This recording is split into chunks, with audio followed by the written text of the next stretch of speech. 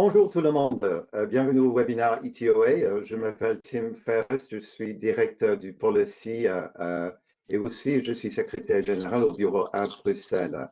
Avec nous aujourd'hui, il y a Jean-Claude Balanos d'Accor et aussi Nicolas Greuilly de Europass. Et d'abord, on attend que maintenant on a déjà 47 participants. Mais on attend peut-être un peu plus. Alors d'abord, pour 2 minutes, je fais un petit tour du site internet de ETOA puisqu'on a fourni là-dessus beaucoup de matériel. Et si vous n'avez pas regardé déjà, peut-être c'est un bon moment. Alors attendez, s'il vous plaît. OK, voilà. Je suis en train de partager mon écran et j'espère que vous voyez le Coronavirus Hub. Je m'excuse, c'est toujours dans une langue barbare pour tous les francophones, mais le site pour l'instant c'est en anglais, mais je sais bien que tout le monde parle d'anglais très bien. Attends, j'ai perdu l'écran encore. Attends, voilà. OK, alors le Coronavirus Hub. Il y a beaucoup de matériaux. Alors, hier, il y avait un entretien avec UNWTO juste avant Pâques et les sondages pendant les webinaires comme ceci. Et ici, il y a un lien, autre partie du site. Alors, je vais revenir là-dessus. Et hier, il y avait un webinaire en Allemagne et voilà les enregistrements. Et voilà une petite opportunité pour des trucs intéressants des adhérents ETOA. Et ici, si vous cliquez là, il y a beaucoup d'informations particulières sur des... évidemment, c'est que hier que ça a changé. Et il y a beaucoup d'infos très importantes des UN, par exemple, aux Nations Unies, excusez-moi, en français. Et ici, dans ETV, il y a un sommaire des policies des annulations des reportements. Alors, ça va changer tout le temps.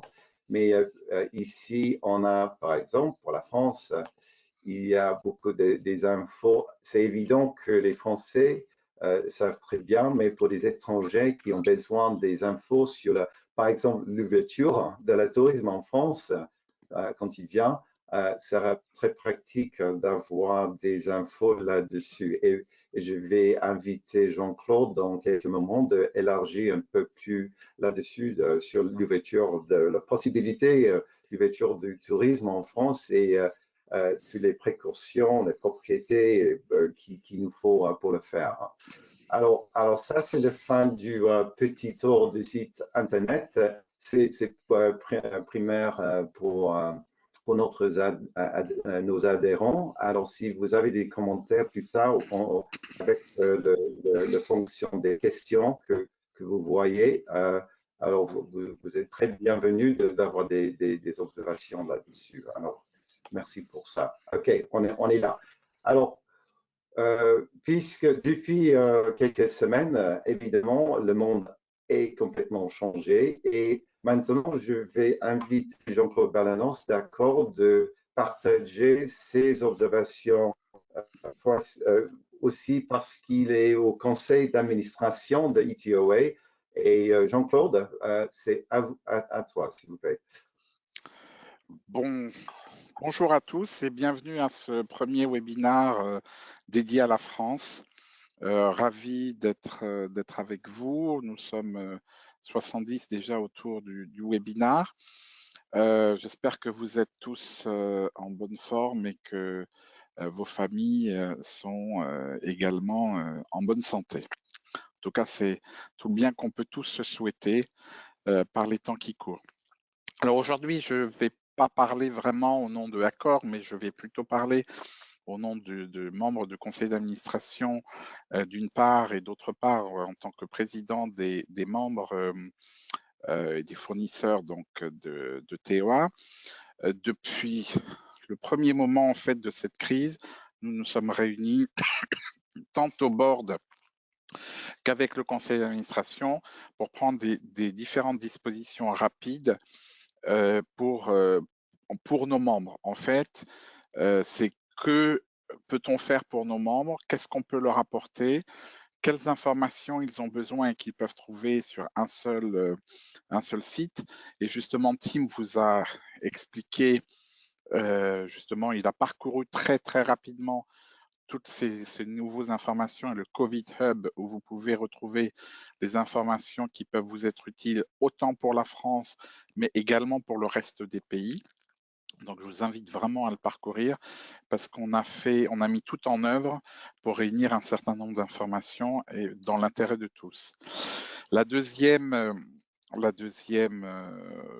évidemment mission, c'est de voir et d'intervenir au niveau de Bruxelles, et ça, Tim le fait très bien, auprès des autorités du tourisme pour mettre en œuvre une politique, en tout cas de réouverture le plus tôt possible et d'assurer d'être le lien en fait entre nous, opérateurs du tourisme, et l'association qui représente ces fournisseurs en tout cas, pour faire en sorte que tout ne parte pas un peu dans tous les sens. Et Tim participe régulièrement à un certain nombre de réunions sur Bruxelles au niveau de l'Union européenne. Donc ça, c'est aussi important à souligner.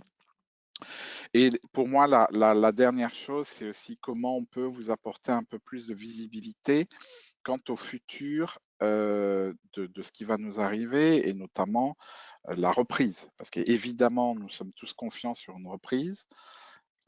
La question, c'est quelle va être la date?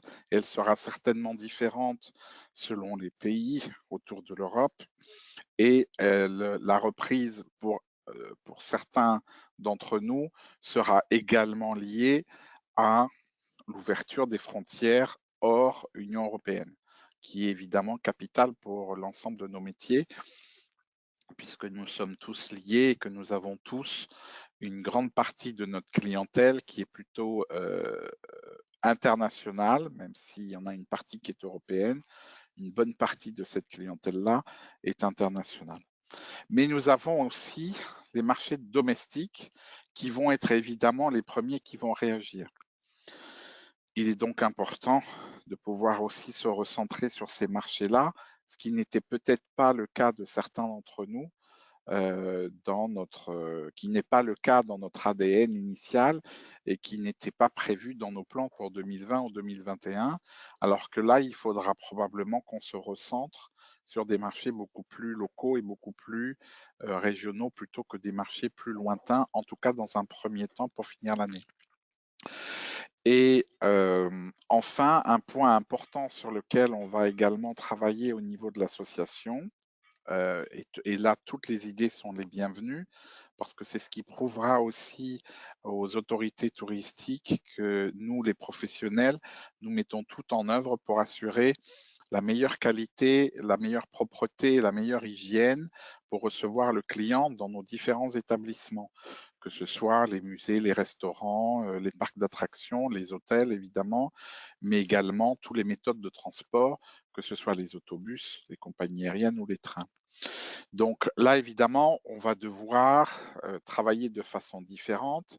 On devra mettre en place un certain nombre d'informations et de formation et de nos équipes et d'informations auprès de nos clients potentiels pour les réassurer, pour bien mettre en phase toutes les actions qu'on prend les uns et les autres pour assurer la bonne hygiène de nos espaces, quels qu'ils soient. Voilà, donc ça, c'est un des sujets que nous allons travailler dans les semaines qui viennent à l'association. Nous vous mettrons à disposition toutes les informations qu'on pourra collecter à gauche et à droite, mais également sur un plan qu'on pourra travailler vraiment dédié au tourisme, qui nous permettra en tout cas de vous donner quelques idées sur le sujet. Donc, important pour nous, c'est maintien de la communication avec nos membres, c'est information sur la reprise, et en 3, c'est tout ce qui est lié à l'hygiène, la propreté, et évidemment la réouverture lors de la reprise. Le retour risque d'être long. En ce qui concerne la France, vous avez entendu notre président Macron annoncer que le déconfinement est le 11 mai, mais qu'il sera progressif. Pour l'instant, qu'est-ce que ça veut dire? On n'en sait rien. Que les gros événements ne seront pas en place avant mi-juillet. Un point d'interrogation sur les musées, les hôtels et tout ce qui est restauration et sites. Donc, ça va être progressif, mais je pense qu'en étant proactif plutôt que passif, on va pouvoir faire accélérer les choses.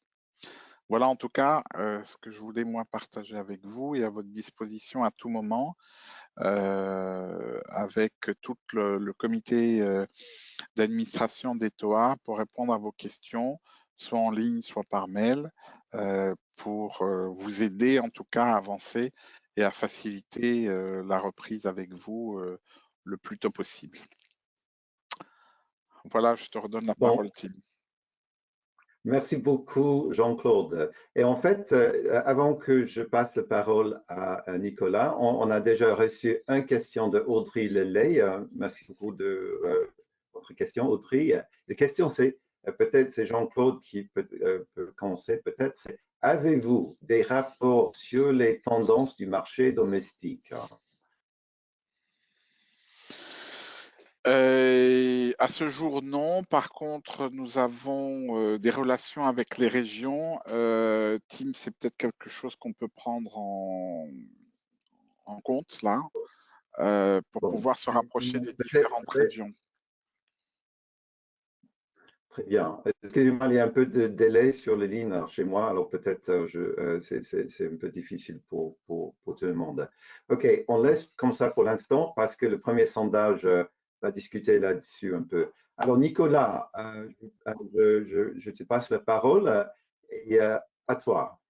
Avec plaisir, merci beaucoup Tim, merci Jean-Claude pour ces éléments d'information.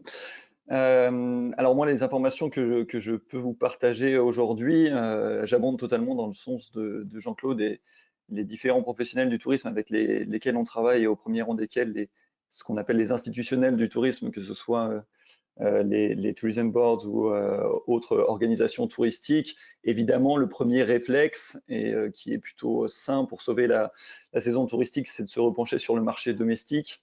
Malgré tout, Europass, et on le sait, le recovery passera par le retour des touristes internationaux.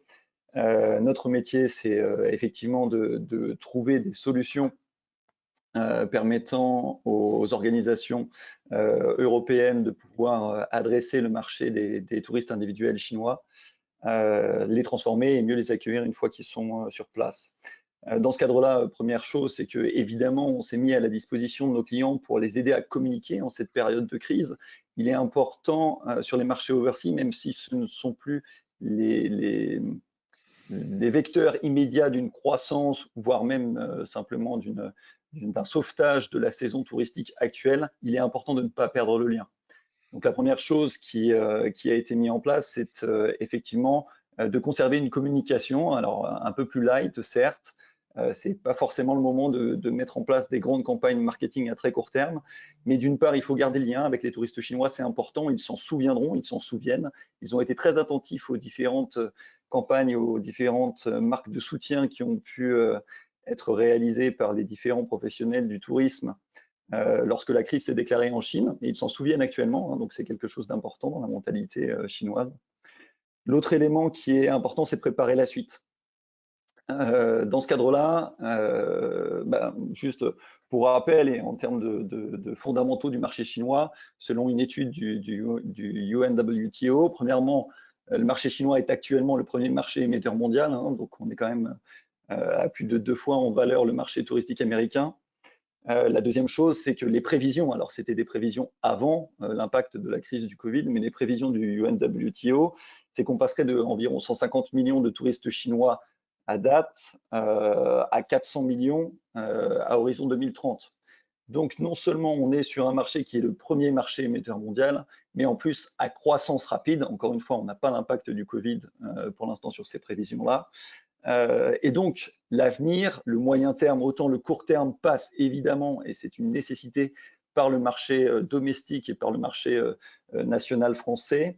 Jean-Claude pourra certainement nous donner d'autres éléments sur cet environnement-là. Mais derrière, effectivement, en tant que businessman, on doit réfléchir sur les perspectives. Et pour ça, effectivement, le marché chinois est certainement le marché qui aujourd'hui offre le plus de perspectives à court ou moyen terme.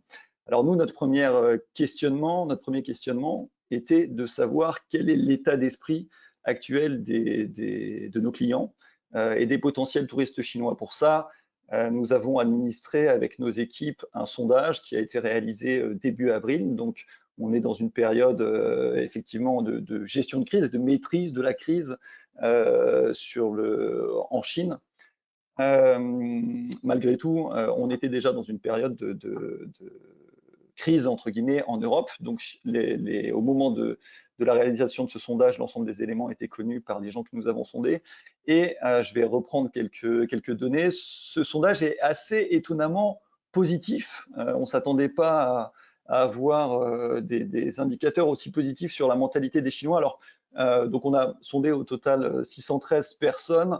À noter que parmi ces 613 personnes, une très grande majorité d'entre eux, 77%, sont des jeunes Chinois qui ont entre 18 et 30 ans, qui sont la clientèle principale sur laquelle capitalisent nos partenaires à date, à savoir des jeunes plutôt bon pouvoir d'achat, ouverts sur le monde, très connectés et plutôt évidemment des voyageurs individuels. Parmi ces 613 sondés, la première information qui est intéressante, c'est que 78% d'entre eux nous répondent qu'ils sont prêts à voyager à l'international après la gestion de la crise du Covid. Donc, encore une fois, le premier retour, c'est oui, les Chinois ont toujours envie et toujours soif de voyager à l'international, et donc c'est un premier élément positif sur lequel nous pouvons capitaliser. Ensuite, on leur a demandé, et on s'est concentré sur la destination européenne, quelles étaient éventuellement les destinations européennes qui les intéresseraient le plus à court terme. Donc, on a fait 4 groupes de pays, l'Europe de l'Ouest, avec effectivement, qui inclut pour nous le Royaume-Uni, la France, la Suisse, l'Allemagne, qui sont traditionnellement des destinations importantes pour les touristes chinois. Un autre groupe avec les pays du sud de la France, qui rassemble l'Espagne, les pays considérés comme méditerranéens, donc l'Espagne, le Portugal, l'Italie et la Grèce, l'Europe du Nord avec effectivement les pays scandinaves et l'Europe de l'Est. 59% d'entre eux privilégieraient l'Europe de l'Ouest et donc effectivement la France, le Royaume-Uni et l'Allemagne. 14% assez faiblement donc l'Europe du Sud, cela étant certainement lié aussi au fait qu'à date, l'Espagne et l'Italie sont 2 des pays européens les plus sévèrement touchés, et la crise du Covid en Europe ayant largement commencé d'abord en Italie, donc on ressent un impact. 16% déclarent s'intéresser à l'Europe du Nord, ce qui est plutôt très important au regard du flux relativement faible de ces destinations, mais on sent une vraie émergence de ces destinations sur le marché chinois. Et 11% déclarent s'intéresser, eux, à l'Europe de l'Ouest. Une question qui est particulièrement intéressante et qui nous rend optimistes, entre guillemets, sur un retour rapide des touristes chinois, c'est la question du terme. À quel terme est-ce que vous seriez prêt, effectivement, à considérer un éventuel voyage en Europe? Alors, je vais passer rapidement sur les 7% de très, très optimistes qui voient un retour possible des voyages en Europe et qui sont intéressés pour voyager en Europe à partir de juin 2020. Encore une fois, on est à début avril pour l'administration de ce sondage. Donc là, le président français a annoncé récemment la fermeture jusqu'à nouvel ordre et donc la prolongation de la fermeture des frontières de l'espace Schengen. Juin nous paraît encore une fois très très optimiste sur un retour des touristes chinois, mais malgré tout, 7% des sondés nous déclarent qu'ils seraient prêts à revenir dès juin. 27% des sondés déclarent être intéressés pour venir en Europe sur l'été 2020. Donc encore une fois, plutôt une échéance à très court terme qui est encore une fois pleine d'espoir. 24% d'entre eux déclarent eux pouvoir considérer un voyage en Europe à partir de la Golden Week 2020. Et donc là, on est quand même sur un gros temps fort du tourisme chinois en Europe. Et selon la maîtrise de la crise, pour nous, aujourd'hui, c'est la première échéance à laquelle on peut espérer un début de retour de touristes chinois en Europe. La Golden Week 2020, donc début octobre. Et encore une fois, je modère immédiatement mon propos, cela dépendra de la situation évidemment sanitaire, du rétablissement des liaisons aériennes que l'on ne maîtrise pas à date. L'autre point, c'est donc juste pour finir sur ces échéances, 28% d'entre eux visent plutôt ce qu'on a appelé la saison off, entre guillemets, du tourisme chinois en Europe. Donc on est plutôt sur novembre, décembre, janvier. Et enfin, le reste, est donc 14%, imagine plutôt un retour à partir du printemps 2021. Évidemment, ces tendances ne sont qu'un aperçu et un sentiment à date d'un panel de clients chinois. Malgré tout, cela souligne la résilience du marché touristique chinois. Il faut noter également, et j'en veux pour preuve, le retour des Chinois après la série d'attentats qui avait touché l'Europe il y a quelques années. Les Chinois, contrairement à d'autres clientèles qui ont été beaucoup plus impactées et qui sont beaucoup moins résilientes, entre guillemets, vis-à-vis de ce type d'événement, les touristes chinois étaient revenus assez rapidement malgré les attentats en Europe. Donc effectivement, on part du principe que cette clientèle-là nous fera pas faux bond et que dès lors que la situation sanitaire sera maîtrisée et qu'on aura, comme le disait Jean-Claude tout à l'heure, des professionnels du tourisme qui auront mis en place l'ensemble des éléments sanitaires et d'hygiène pour pouvoir rassurer nos clients chinois, on peut espérer un retour assez rapide et assez solide de cette clientèle-là. L'autre question que nous avons posée. Oui. Non, je regarde parce qu'on a déjà des questions et peut-être on peut passer aux questions d'abord parce qu'il y a Laura qui nous a demandé est-ce qu'il y a un slide graphique avec ces numéros et moi je pense que vous avez chez Europass les chiffres sont dispo sur votre site internet, c'est ça? Oui, tout à fait. On l'a mis à disposition sur notre site internet et sur notre compte LinkedIn. Donc, l'information est publique. À noter que nous réaliserons. L'objectif, c'est vraiment, on est très prudent encore une fois avec ce qu'on estime être une enquête d'opinion, hein, plus que des intentions réelles de voyage. Par contre, on va reproduire ce sondage de manière mensuelle pour véritablement obtenir un indicateur et une évolution des tendances sur le marché chinois. Merci beaucoup, Nicolas. Alors je vais inviter Jean-Claude s'il a des commentaires là-dessus. Et pour l'instant, je lance le premier sondage. Alors, Jean-Claude, si tu as des commentaires là-dessus, soit sur le marché chinois ou des observations plus générales, vas-y. Oui, effectivement, je rejoins Nicolas. Nous avons les mêmes tendances nous avons, nous, encore notre premier marché étant l'Europe, mais le deuxième marché aujourd'hui, c'est l'Asie-Pacifique. Nous avons 30% de notre parc en Asie-Pacifique et notamment 400 hôtels en Chine.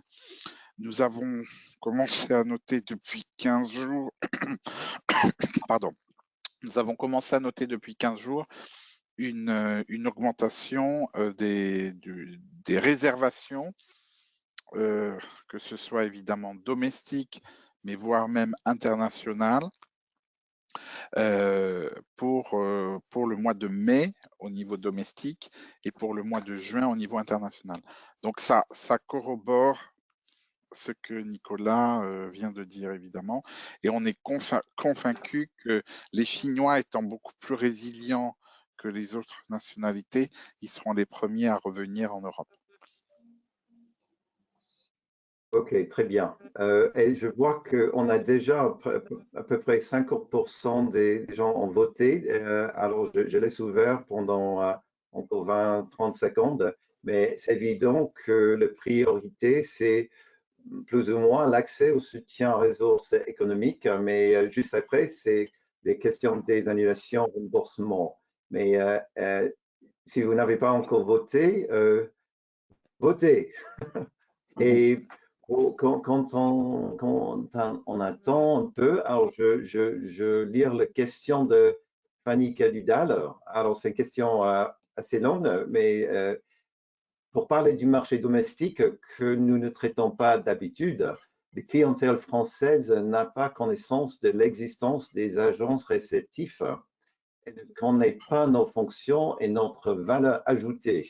La clientèle française ne dépensera pas les mêmes sommes sur des journées d'excursion ou des packages avec un ensemble de services inclus, contrairement à nos acheteurs internationaux. Ne faudrait-il pas mieux se concentrer sur un tourisme intra-européen? Excusez-moi, parce qu'il nous faut savoir comment toucher plus précisément cette clientèle avec des programmes adaptés et des budgets adaptés. Comment nous lier commercialement pour finir l'année sans trop de casse? Bon, c'est une question sérieuse. Si des réactions, Jean-Claude ou Nicolas, s'il vous plaît. Alors, je vais peut-être prendre une première réponse. Alors, je partage avec vous la question, évidemment, mais l'intra-européen ne pourra marcher qu'une fois que nous aurons connaissance de l'ouverture des frontières. Malheureusement, à ce jour, je ne suis même pas persuadé que nos frontières s'ouvriront entre les pays, même si on dit qu'elles ne sont pas fermées.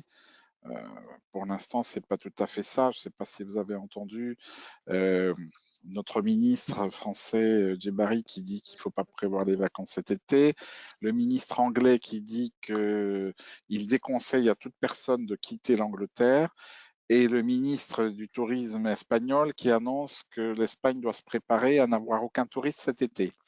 Donc, quand vous avez ces trois messages qui ont été annoncés la semaine dernière, la semaine d'avant,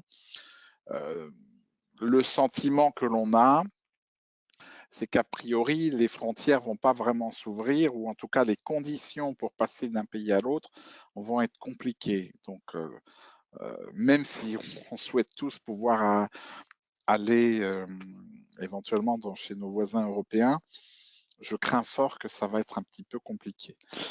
Et qu'il va falloir découvrir nos pays respectifs plutôt que d'aller ailleurs. Ceci dit, on ne sait pas, on est tous dans le questionnement aujourd'hui.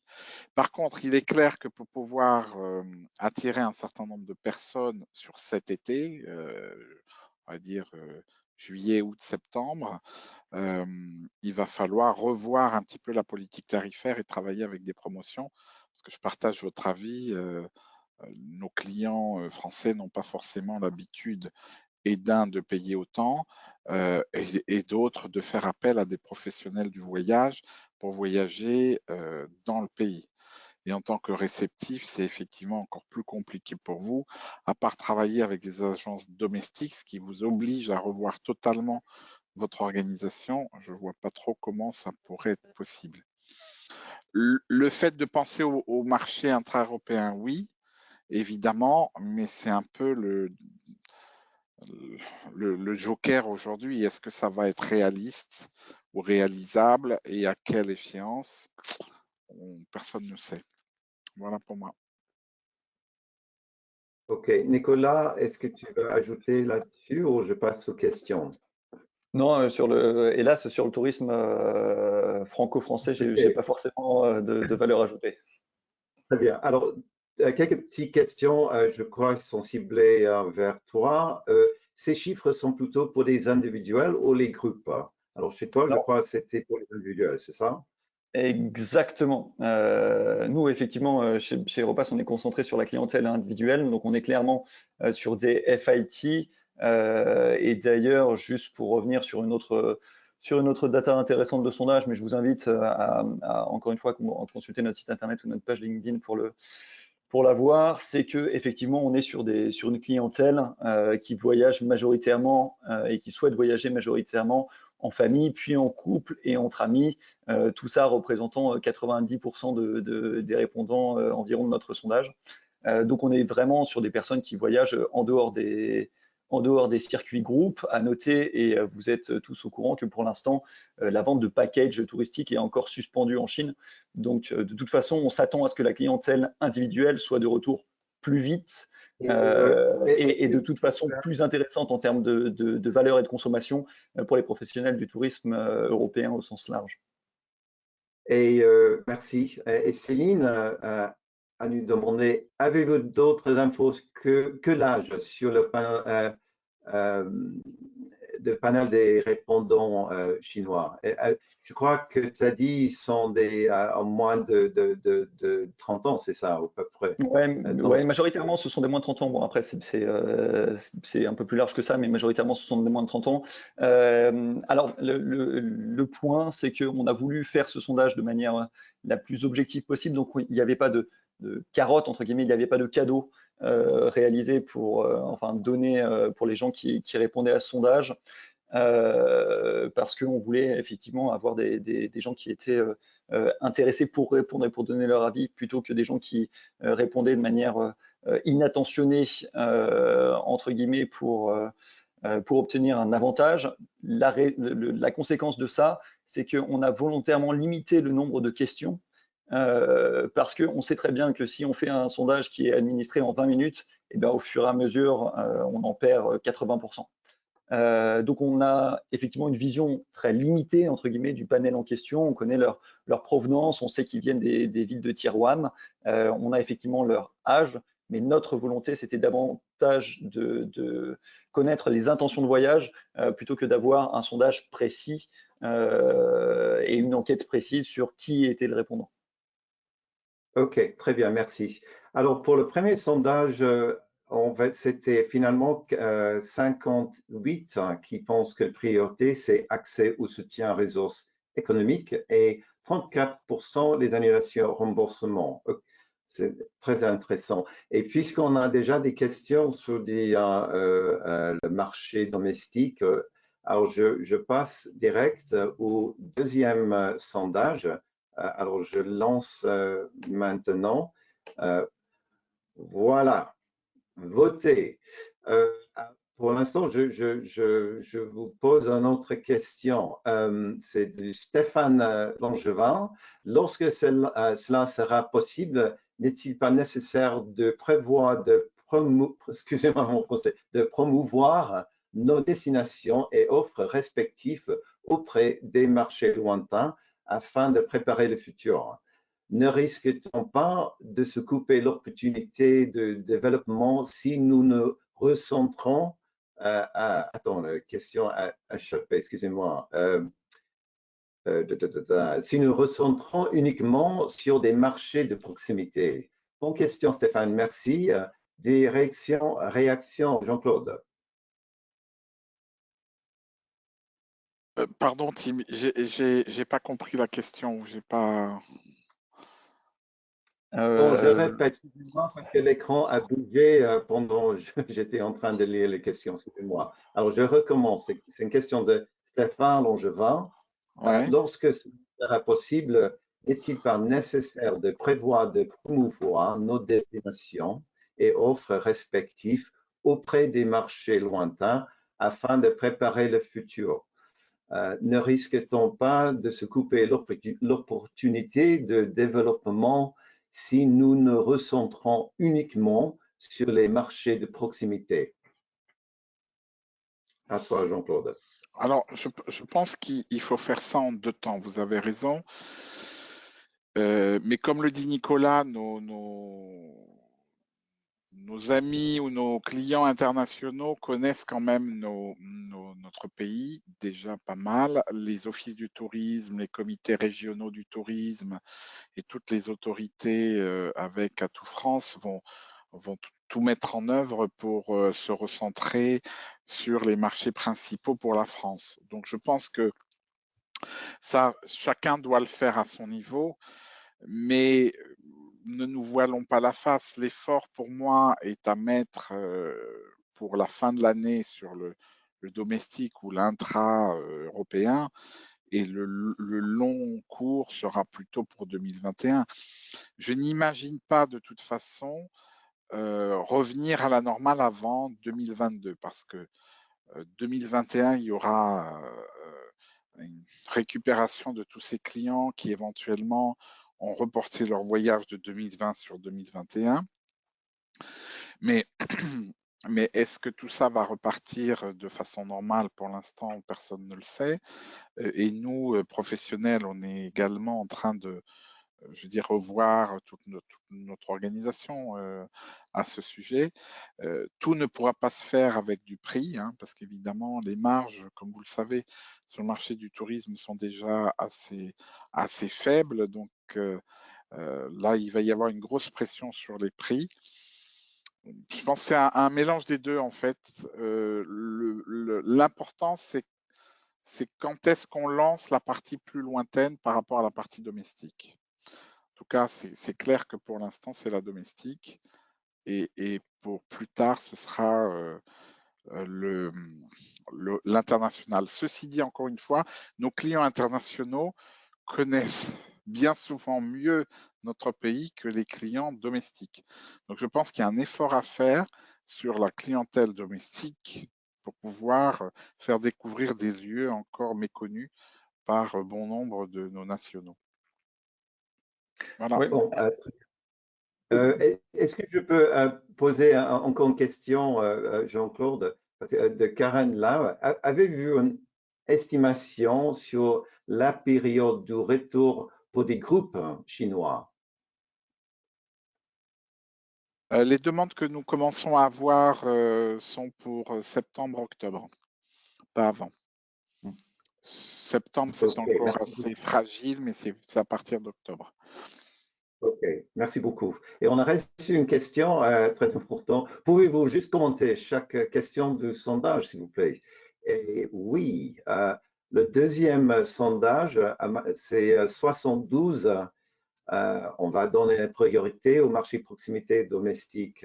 Alors, ce n'est pas étonnant, mais comme Jean-Claude a dit, il y aura il faut qu'on bosse là-dessus parce que, évidemment, avant, c'était un clientèle international qu'on avait. Alors, deuxième, 42% de nos produits orienteront au marché proximité domestique.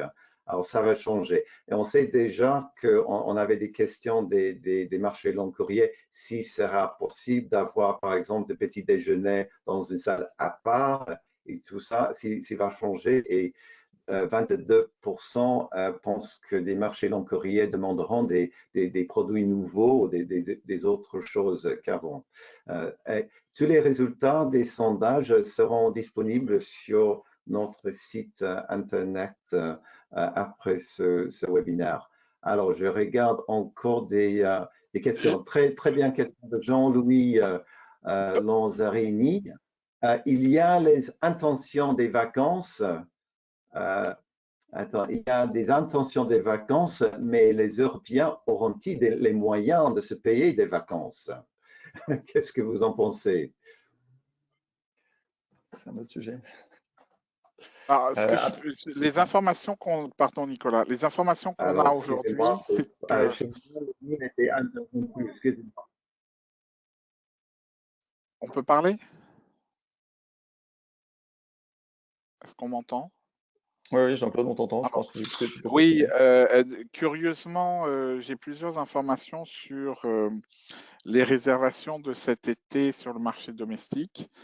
Et beaucoup de résidences, de locations, de camping commencent déjà à faire le plein, et notamment l'hôtellerie également économique. Donc, même si on n'arrivera pas à remplir, évidemment, il y a de plus en plus de réservations, et notamment depuis l'annonce de Macron du déconfinement le 11 mai, les gens se sentent beaucoup plus rassurés sur les options et ont commencé à démarrer sur les réservations.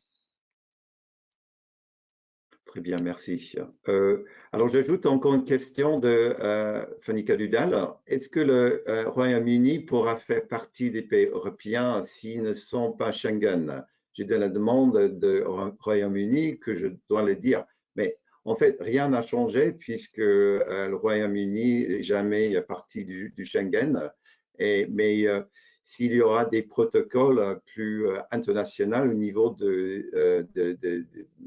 d'hygiène et tout ça aux frontières, on verra. Mais je crois que dès que possible, il sera possible de voyager entre des pays européens. J'imagine qu'il y aura un standard assez équivalent en Europe, à mon avis, mais on verra.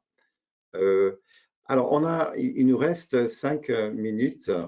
Et est-ce que, au niveau de, peut-être, on peut revenir sur le sujet de reprise et l'ouverture du tourisme en France. Est-ce que, Jean-Claude, est-ce que vous avez encore des commentaires ou des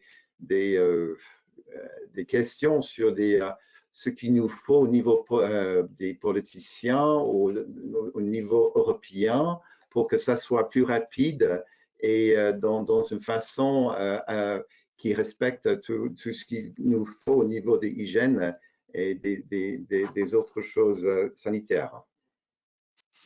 Alors, j'ai 2 commentaires là-dessus, mais avant, je voulais juste réagir sur la dernière question du deuxième sondage.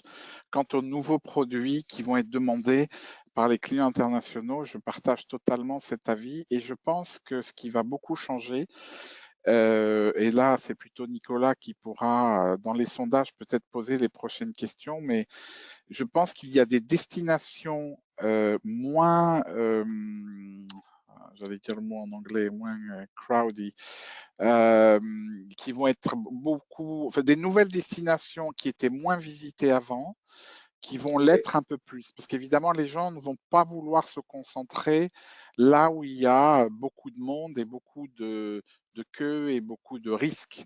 Donc, c'est plutôt des villes secondaires, je pense, ou des petits, voire même des petits villages qui risquent d'être visités par les clients internationaux. Et là, c'est aussi une opportunité pour ces régions-là pour pouvoir faire découvrir notre beau pays. Ça, c'est peut-être une question, Nicolas, si je peux suggérer de rajouter. Ouais, Nicolas, à tout toi. à fait, Jean-Claude, déjà bon, totalement dans ton sens. Et après, pour faire le lien avec la mentalité chinoise, toute crise est génératrice d'opportunités. L'opportunité aujourd'hui chez Europass, nous, on la voit d'une manière double. Effectivement, la première chose, c'est ce ruissellement du tourisme qui est aujourd'hui consacré sur quelques grosses destinations européennes. On peut penser à Paris, à Genève, à Londres, à Venise, etc., qui concentrent la majorité des touristes chinois. On travaille avec les National Tourism Board depuis maintenant plusieurs années pour essayer de pousser ce ruissellement. Là, c'est une vraie opportunité de le mettre en place. Nous travaillons avec un certain nombre d'opérateurs ferroviaires, d'opérateurs d'airlines européennes pour permettre de faire en sorte qu'à partir du moment où les flux seront revenus, on leur facilite effectivement ce ruissellement et qu'un touriste chinois qui arriverait demain à Bordeaux, à Séville ou dans une destination entre guillemets un peu secondaire pour le marché chinois puisse être accueilli avec les standards qu'il a aujourd'hui à Paris. Donc là, première grosse opportunité. La seconde opportunité que nous voyons, et là je fais un peu le lien également avec la question de Stéphane Langevin, c'est la première fois pour nous que l'Europe fait face à la même menace, l'ensemble des destinations européennes font face à la même menace en même temps. L'opportunité qui réside là-dedans, c'est de pousser une campagne européenne unie, entre guillemets, des différentes destinations européennes qui ne seront pas forcément que les grands leaders, mais également des destinations, entre guillemets, qui n'étaient pas majeures aujourd'hui sur le tourisme chinois, d'émerger, de proposer des services qui sont différenciants. L'évolution de la consommation chinoise va être encore plus rapide. On le voyait déjà, de plus en plus d'individuels, de plus en plus de recherches d'expérience versus le shopping qui était encore il y a quelques années l'item numéro 1. Aujourd'hui, c'est devenu l'expérience touristique. Donc là-dessus, profitons également de cette période. Stéphane, vous avez raison, pour prévoir nos packages de demain, nos offres de demain, adresser cette nouvelle clientèle c'est là que réside l'opportunité majeure sur le marché chinois, entre guillemets, à partir de fin 2020, surtout 2021, on l'espère, et faisons en sorte que les touristes qui reviendront, on les accueille bien, on les accueille correctement et on leur propose une offre touristique qui soit revue et améliorée pour faire en sorte effectivement qu'ils arrivent à convaincre leurs compatriotes de revenir massivement chez nous. Tim, Merci beaucoup, Nicolas.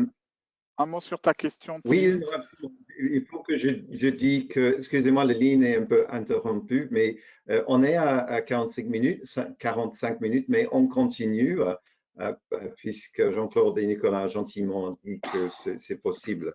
On continue quelques minutes.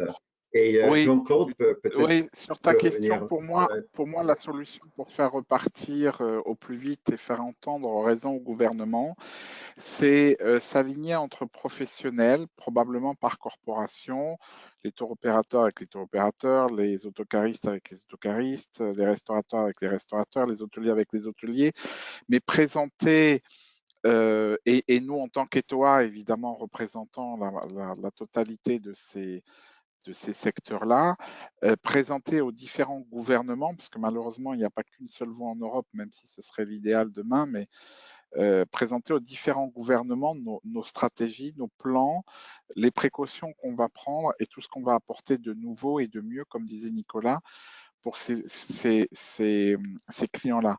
C'est le fait d'aller, et vous avez, j'ai fait un peu de pub pour Accor, mais vous avez probablement vu récemment notre président, Sébastien Bazin, il est aujourd'hui à peu près tous les 2-3 jours dans la presse télévisée, radio ou presse écrite.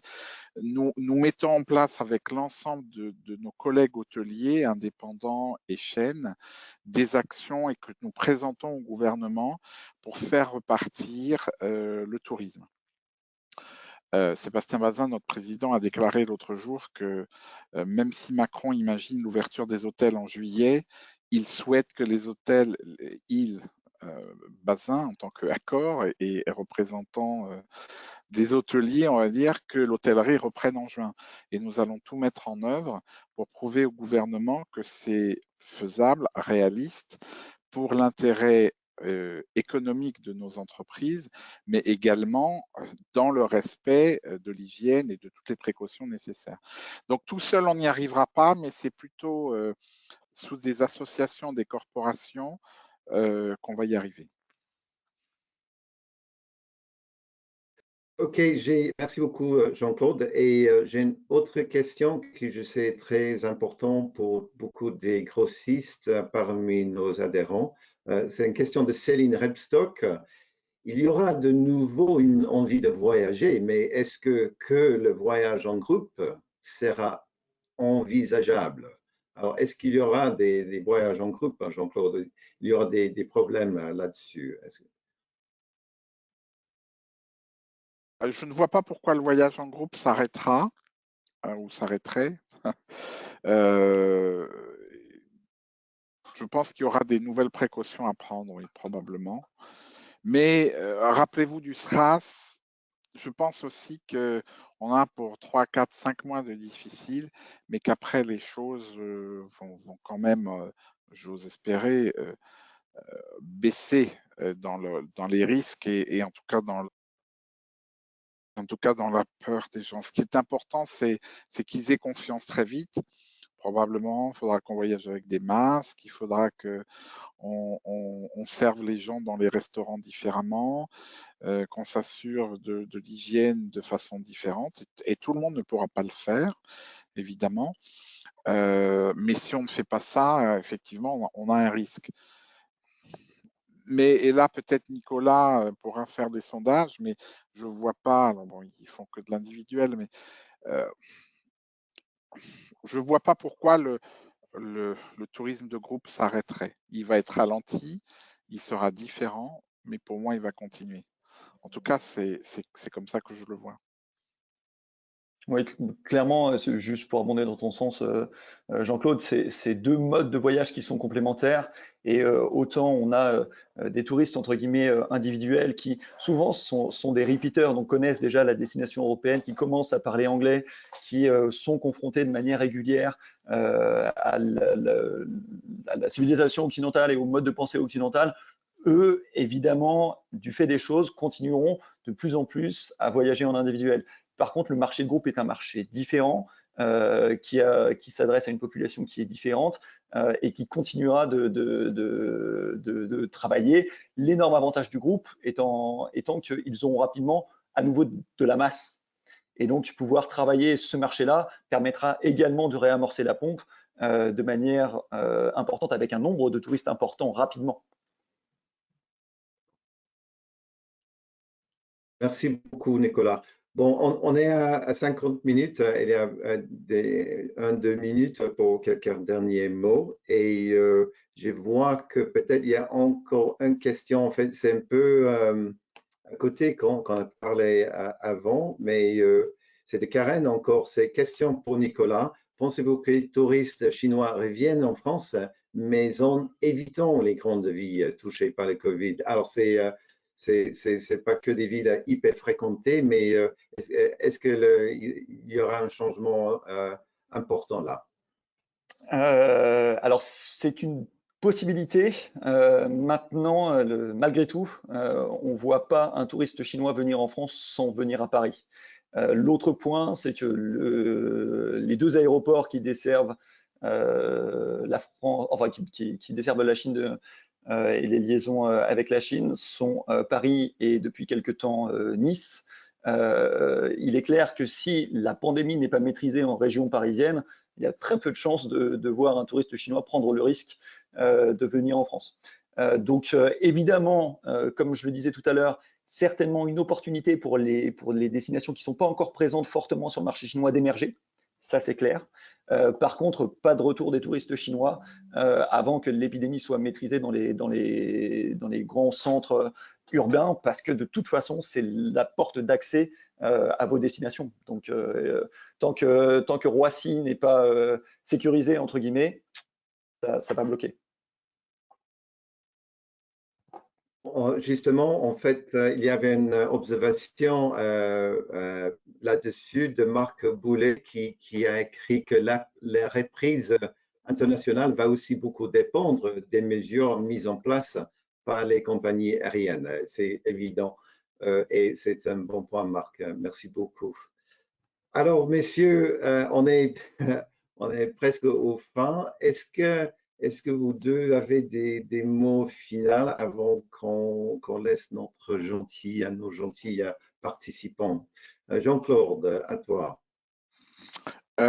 Pour moi, le seul message, c'est qu'on doit tous être optimistes. Comme disait Nicolas tout à l'heure, cette période est aussi une période d'opportunité, de nous faire réfléchir comment on doit travailler différemment et comment on doit s'adapter.